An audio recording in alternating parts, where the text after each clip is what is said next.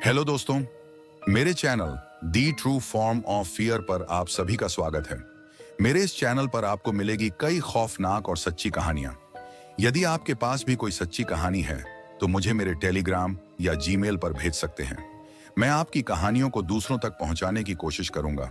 और यदि आप मेरे इस चैनल पर पहली बार आए हैं तो मेरे इस चैनल को सब्सक्राइब कर लें और नोटिफिकेशन बेल को भी ऑन कर लें ताकि आप तक मेरी आवाज जल्द से जल्द पहुंच पाए। तो शुरू करते हैं कहानियों के सिलसिले को।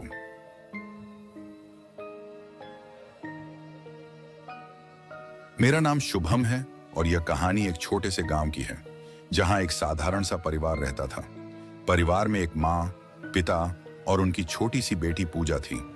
पूजा को खिलौनों के साथ खेलना बहुत पसंद था और उसकी सबसे प्रिय चीज थी एक पुरानी गुड़िया जिसे उसकी दादी ने उसे दिया था।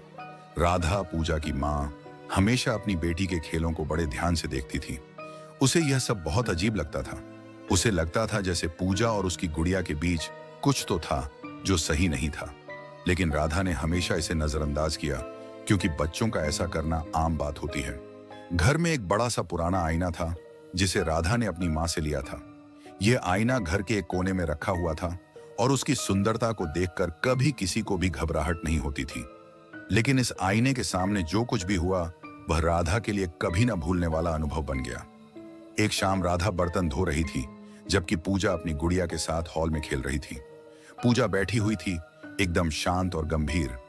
राधा ने देखा कि पूजा और उसकी गुड़िया दोनों आईने के सामने थे। गुड़िया के चेहरे पर हल्की सी मुस्कान थी, लेकिन वह मुस्कान बिल्कुल भी नॉर्मल नहीं लग रही थी। राधा को कुछ अजीब सा महसूस हुआ और उसने पूजा से पूछा, पूजा, तुम क्या कर रही हो?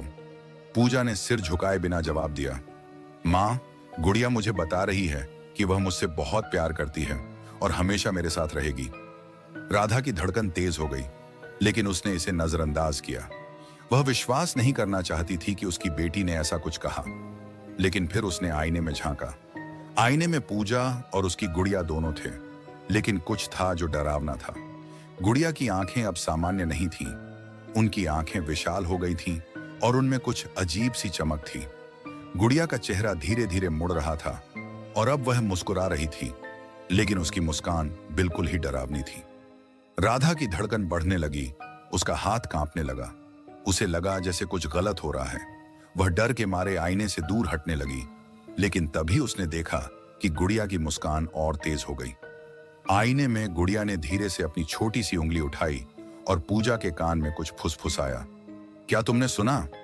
राधा ने घबराहट में पूजा से पूछा। पूजा ने सिर झुकाए बिना कहा, वह कह रही है कि वह अब मेरे साथ रहेगी। मुझे वह बहुत पसंद है। राधा का मन बैठ गया। वह समझ नहीं पा रही थी कि यह क्या हो रहा था। उसने पूजा से गुड़िया को दूर करने की कोशिश की, लेकिन पूजा ने उसे पकड़ लिया और अपनी गुड़िया से चिपक गई।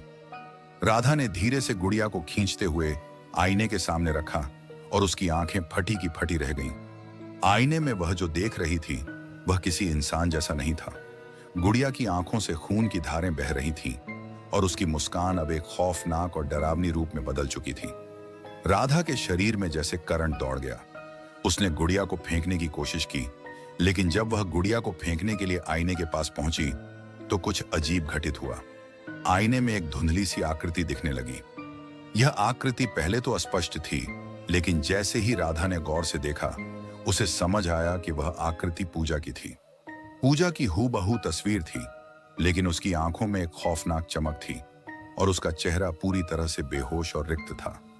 राधा को समझ में आ गया कि यह कोई साधारण गुड़िया नहीं थी। यह एक शक्तिशाली और बुरी आत्मा का हिस्सा थी जो आईने के माध्यम से पूजा को अपनी गिरफ्त में लेना चाहती थी। राधा ने डरते हुए पूजा से कहा, पूजा, हमें इस गुड़िया को बाहर फेंकना होगा, वरना यह तुम्हारे पास नहीं रहेगी। लेकिन पूजा ने गुस्से में आकर अपनी गुड़िया को कसकर पकड़ लिया और कहा, वह मुझे नहीं छोड़ेगी। वह मुझे हमेशा चाहती है और अब हम दोनों हमेशा साथ रहेंगे। राधा ने सोचा कि पूजा को अब बचाना बहुत मुश्किल है, लेकिन वह उसे बचाने के लिए कुछ भी करेगी।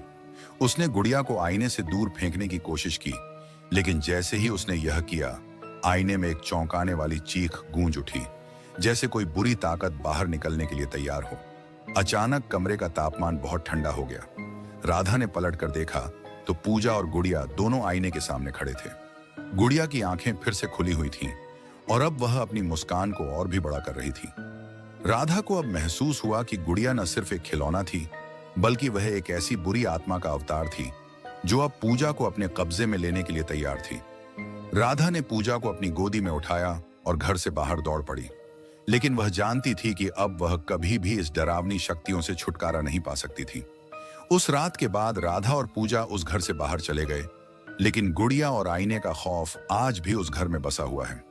जो भी उस घर के पास जाता है वह कहता है कि आईने में उसे अपनी ही डरावनी छाया दिखाई देती है, जैसे कोई उसे घूर रहा हो और कह रहा हो, तुम अब मेरे साथ रहोगे।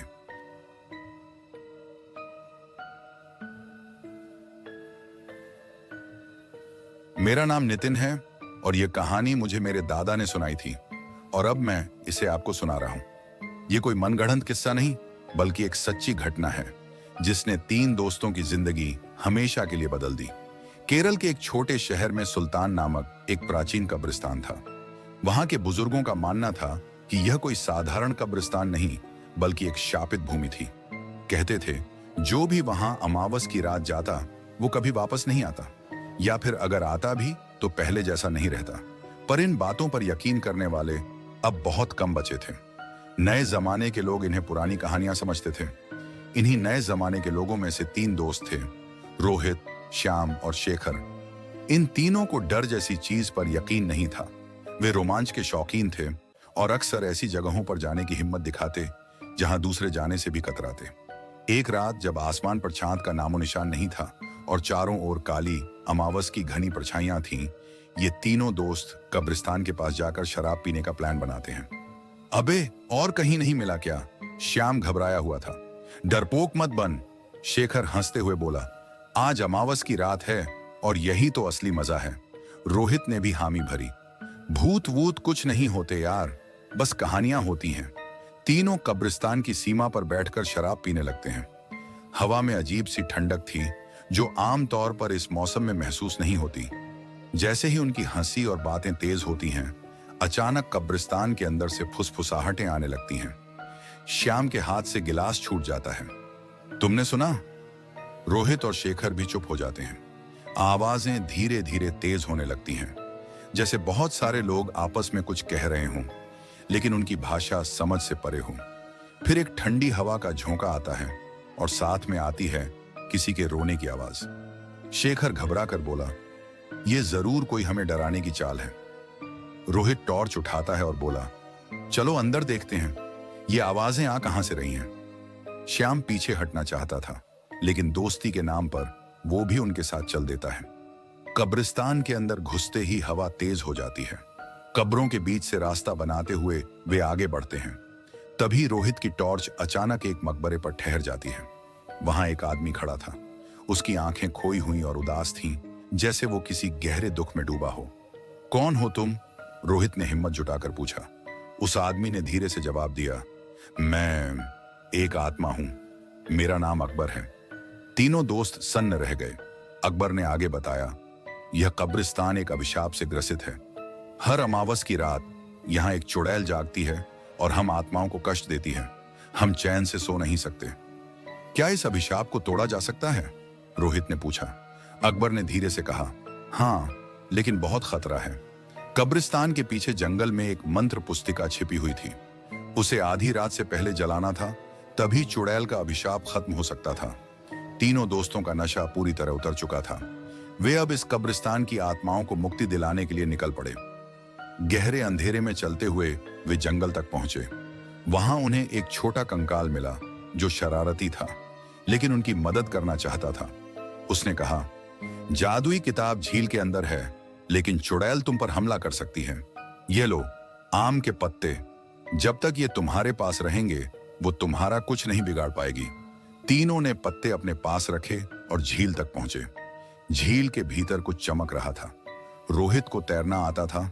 उसने पानी में छलांग लगा दी और एक रहस्यमयी बक्सा निकाल लाया। जैसे ही उन्होंने आम के पत्ते उस बक्से पर रखे, बक्सा खुल गया और मंत्र पुस्तिका बाहर आ गई।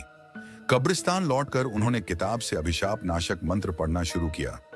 अचानक तेज हवाएं चलने लगीं, जमीन हिलने लगी। फिर वो जाग गई।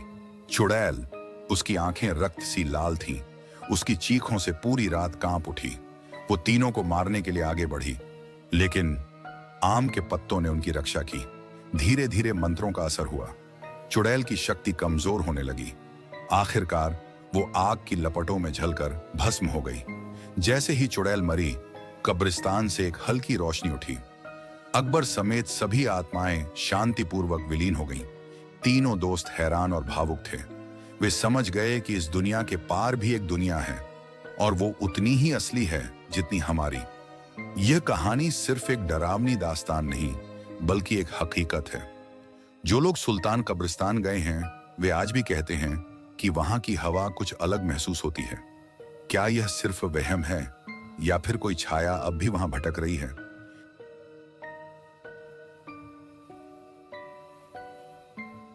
आज के लिए फिलहाल इतना ही। यदि आपने मेरे चैनल को सब्सक्राइब नहीं किया तो जल्दी से कर लें और जुड़े मेरे साथ। मिलते हैं किसी और रात को किसी और की कहानी के साथ।